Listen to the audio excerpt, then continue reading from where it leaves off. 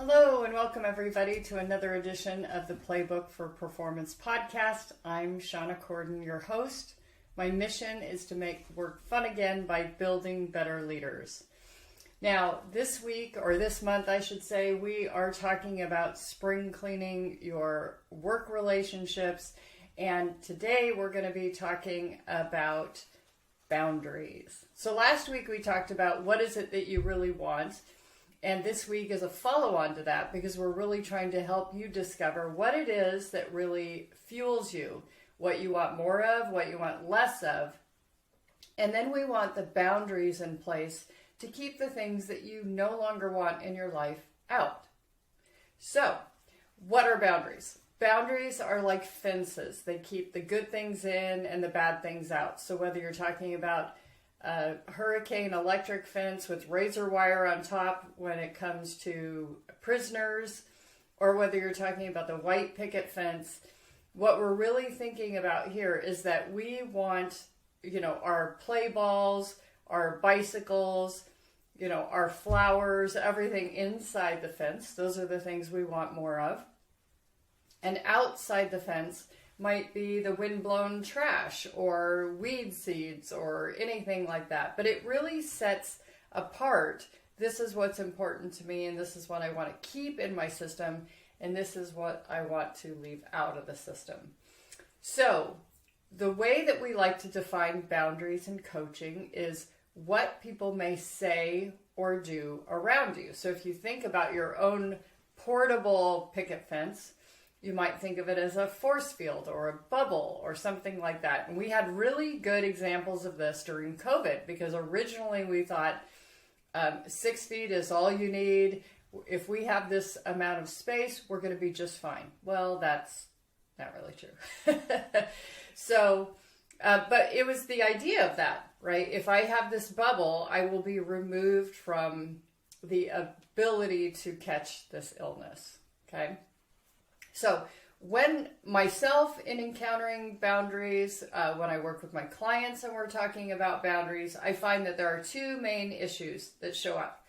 The first is that people know that there is a line, but they're really uncomfortable in enforcing that line. So that's the first one. We'll talk about that in a minute. The second is they're not so sure what's bothering them. They're upset about an interaction or they feel confused about an interaction, but they are not quite sure really what happened until processing it much later. So let's talk about that first situation. Why are we uncomfortable in enforcing those boundaries? Someone has crossed a line with us, but we don't speak up. Now, we are conditioned to make other people happy. We have been raised to be people pleasers, go with the flow, all of that stuff. Depending on your gender, you may have been culturally raised to act like a lady, don't rock the boat, keep the status quo. It may be different by region, by religion, by family unit, etc. But everyone I've encountered, that cultural programming was a piece of it. Another thing that shows up is we don't realize that no is a complete sentence, right? We feel the need to explain or rationalize or justify how we feel about something, and it's really not necessary. And in general, when people ask, probably the best response is, because I said so. Okay? The fourth, we are afraid of the ramifications that come with it. So we might lose a friend, we might be ostracized, or we might be humiliated in the process if the person's kind of a bully, or they may continue to keep crossing it, and then we feel badly that we ever brought it up in the first place because we're not truly enforcing it. Okay, so those are some of the things that show up why are we so uncomfortable in informing others about our boundaries and enforcing those. The second is that that situation that I described earlier, where something's bothering us, we don't quite know what it is, we have to process it before we can figure out what it was. And this is usually an interaction. It's typically not an argument because we have not defended that position or tried to stand behind that fence of ours. And so we can't figure out quite until it's been processed that, like, hey, somebody stepped on my toes and I really didn't like it, and here's exactly what they did. It takes some time to process that. And probably because the boundary has been so fuzzy. We think in our heads, oh, this is a clear red line. No one can cross that. But we have been sending mixed messages over and over throughout time. So my experience has been, both in the past for myself, with my clients, is that people have these permeable fences. It's there, but it's not doing much. It catches the super egregious stuff. We wouldn't see people like, we wouldn't tolerate a racist joke or something like that. But, other things, we might let people make an inappropriate comment or something that's disrespectful, and we just don't really stop them right there in their tracks. We want to have solid fences because, number one, the number one thing that a solid fence or a really good boundary does for us is it gives us space to make decisions that are in alignment with our values, right? Values are the things that are the most important to us. They're our priorities. This is how we operate in the world, and this is how we make decisions. If my family comes first and I have a conflict between work and family, I'm going to prioritize my family. But wait, what if my work priority or my family priority is to be a provider, and the work income allows me to do that, right? So we really have to have clarity in order to make these decisions properly. So that's the number one thing a boundary does for us, is it creates the space to give us the time and the analysis to make these decisions. And when our values are really clear, we are able to make decisions easily, right? Any chaos in our life is the result of an unmade decision. Thank you, Regina Leeds. She taught me that years and years ago, and I come back to that adage over and over again. Any chaos in our lives is the result of an unmade decision. So, and it's probably a decision about a boundary. So, let's go back to this. When we act in accordance with our values, we are in integrity. So, in coaching, we talk about integrity not as a moral compass of right and wrong, but we talk about, am I in alignment? Are all the planets within me, all my chakras, all my whatever, are they all in alignment so I'm going in the same direction? Okay? So we use this term integrity in a lot of professions, architecture, engineering, etc. And it can be used as a term for true. So it will withstand, an earthquake, things like that. You could also think of it as like coherence. So that whole thing about is the sound wave clear or congruous? Is everything in alignment in that way? So when we have behaviors that are inconsistent with our values, when we're not following through with what we say, then we're out of alignment. So if I say, I want to have an amazing fueled machine for my body, and then I put crap in my mouth, junk food, that is something that is out of integrity. Okay. And we do these things, and when we do those things, it actually reduces our self-esteem. So if you look at the research, the number one contributor to self-esteem is keeping commitments to ourselves. So if I say I'm not going to eat junk food and I eat junk food, that reduces my self-esteem.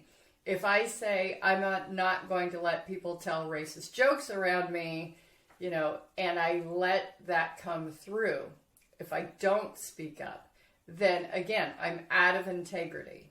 Okay, so, and that reduces our self-esteem as well.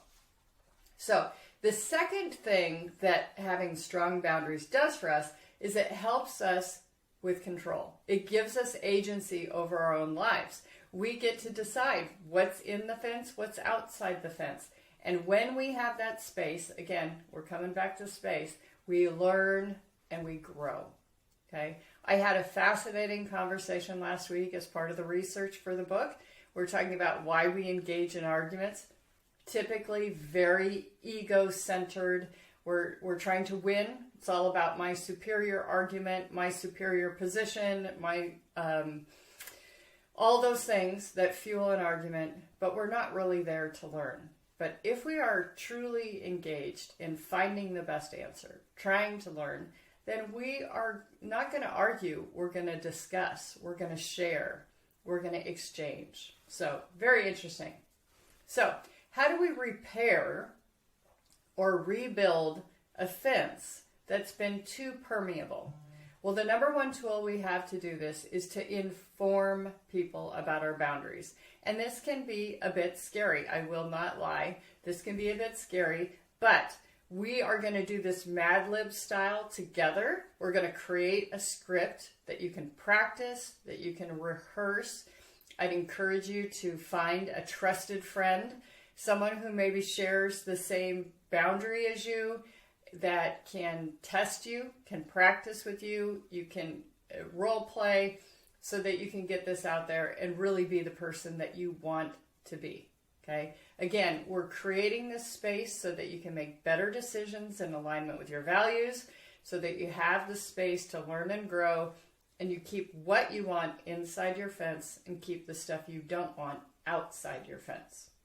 So, it's entirely doable. It is challenging, so let's practice. So, Mad Lib style. For those of you who are my international listeners, when I was a kid, it was a great party favor to buy this little tablet called Mad Libs. And it was basically like little stories that were in there, but there were blanks for nouns, verbs, adverbs, etc. And you would get the group, not knowing what the story was, to volunteer what are the nouns, the verbs, the adverbs. And as you put them all in there, then you read the script. And of course, it was great hilarity because you told the story about a dog that could do jumping jacks or something goofy like that. So in this very standardized script, you're going to insert your situations, how you felt, etc., to inform those around you that you have this boundary and you really want to enforce it. Now, a couple things about this script. You will notice that this is all about you. All about you. It's wonderful. It's all about you. We are not blaming, we are not accusing, and we are not asking others to change. Because remember, this is not their boundary, it's your boundary. Now, next week, we're going to talk about standards. Standards are your code of conduct on how you behave, what's important to you about how you conduct yourself. That's up to them to figure out if in this boundary conversation, they want to up their game, raise their standards, change how they behave. But for now, we're just talking about boundaries and it's all about you. So here's our example. In the past, you have been, and this is where you could use a couple different phrases, used to, accustomed, unaware, that blank, watching violent films bothers me, annoys me, disrespects me. Disrespects me sounds a little bit like an accusation. Be careful with that one. In the future, you can expect me to blank when that happens. So let's pretend that my partner is into watching violent films and it's always bothered me, okay? So my phrase is, in the past, you've been used to me watching violent films with you. However, they bother me. In the future, you can expect, if a violent movie is on television, I'll leave the room and go read. Again, I'm not asking my partner to stop watching violent movies. I'm not saying that violent movies are bad for him. I'm not saying that he's a lesser person for watching violent movies. I'm just saying that they bother me, and that if that happens, I'm going to exit. I'm going to go watch a movie of my own choice. I'm going to read a book. I'm just not going to be there. But I'm not asking him to stop watching the film. Okay? So very important. You're talking about your behavior. You're not accusing or blaming. You're not requesting them to change. And this is all about your agency, what action you are going to take to support your boundaries, okay? So very, very important. I'm going to ask you to practice with a trusted friend. Now, be prepared. You may get some defensive responses. They might say something like, oh, look who's so Miss High and Mighty now. Oh, look who's so goody two-shoes. Oh, look at blah, blah, blah. Don't waffle. You can just repeat the whole script again if necessary. If you want, you can say, I'm not asking you to change. There's nothing wrong with this. It's not for me. Okay? So next week, we're going to talk about standards. We're going to talk about what it is that you can uplift your own personal code of conduct with, the things that will really serve you, the things that will enrich you and make your life better. So, homework this week, because coaching without action is simply entertainment. What we really want you to do is think about the situations that you encounter most frequently. It could be that the same person takes your lunch out of the community refrigerator at work. It could be that your children speak to you in a way that's less than respectful. I think that's kind of a requirement at teenage years. It could be someone always takes the last piece of cake and it's your piece. Who knows? Okay? But think about those situations that are coming up for you. Maybe it's someone at work that's taking credit for your accomplishments. Or a leader that doesn't acknowledge how you're contributing to the system. Or maybe they just say, good job, instead of, boy, I really liked how you did X, Y, and Z, and it created this result. Maybe you want more specific feedback. Make the request, okay? So, inform them, Mad Lib style. This is what you're used to. This is what you can expect in the future, okay? Again, we can't ask them to change, but we can model what we really want, okay? It could be, I'm going to write a compliment for you, and then you're going to read it to me. That might be stretching it a little bit, but so be sure to identify the areas where boundaries are most likely to be infringed upon. And we see this in our public spaces all the time.